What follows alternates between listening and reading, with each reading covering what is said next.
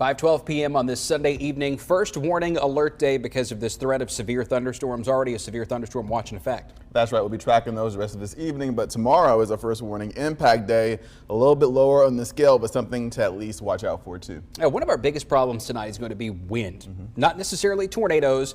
Some hail is possible, but these storms are going to pack a big punch with the wind. So let's go right now to first warning live Doppler radar here, and we're tracking a few individual thunderstorms over central Alabama, but the big action has been up to the north in Jackson and DeKalb and Marshall counties.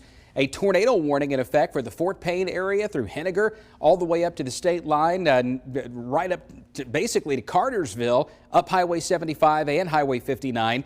This tornado warning does not include Cherokee County, and it probably will not because the rotating piece of this storm, it's actually multiple rotating pieces, are going to be tracking east toward Valley Head and then over into northwestern Georgia. You can see these little, what we'll call discontinuities. It's not just a straight line.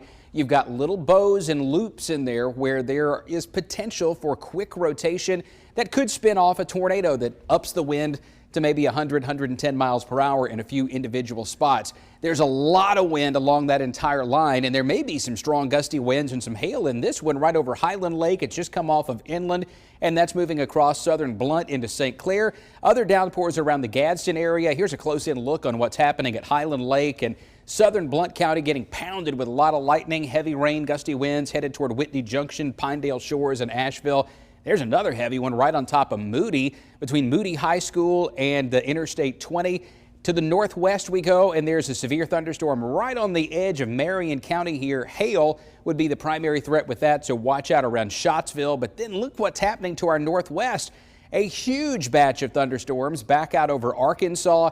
The energy from this is going to fire off more storms in North Mississippi and northwestern Alabama, and those will come south as the evening goes on. So severe thunderstorm watch in effect north of Birmingham. It does include Coleman, Blunt, Etowah, Cherokee County, and then all of the Tennessee Valley in North Alabama.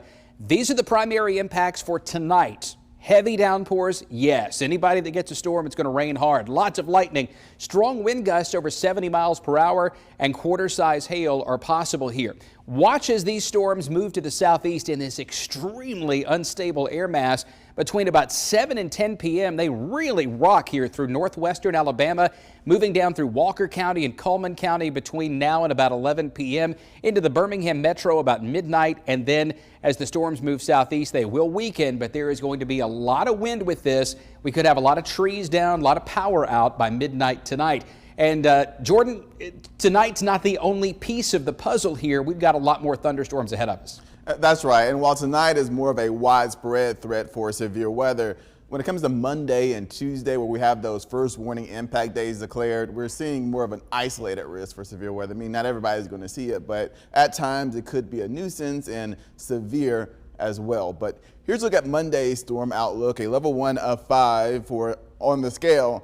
And we got another batch of these thunderstorms coming in from the west, another wave like we saw yesterday and like we'll see tonight. But like I said, I don't think it'll pack as much of a punch. It starts to enter Mississippi and is right there along the Mississippi-Alabama border as we work our way into about 3 p.m. Monday. And there's a lot of instability or fuel out ahead of this system, so we'll have to watch out for severe weather along the line too. But this is 4 p.m. Monday. It's crossing into Tuscaloosa, Utah, and Jasper, and then crossing the Birmingham metro as early as 6 p.m. And we will have to watch out for what we call these Boeing segments right here, for example. And this is just one model's depiction, so don't take it literally, but we could see some of these what I call convex waves coming out of the main line of thunderstorms, and that just means we'll likely see another wind threat being the dominant threat with this system coming in to Alabama tomorrow. But you'll see East Alabama getting their fair shares of thunderstorms through 8 p.m. and then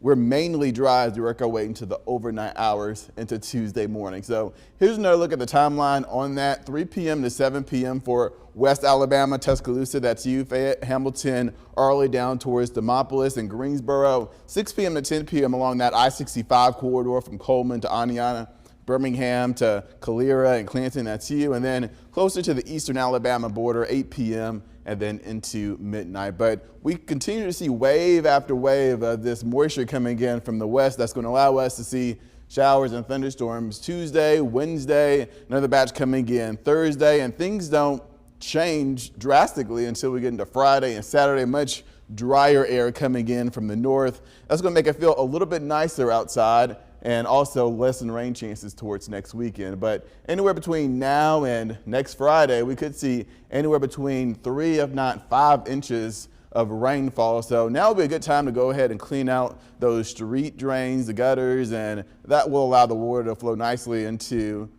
where it needs to go versus out on the roadways. But overall, a rainy week through Thursday. Storms are possible Friday, and then highs are back in the lower 80s, but it'll feel much drier next weekend.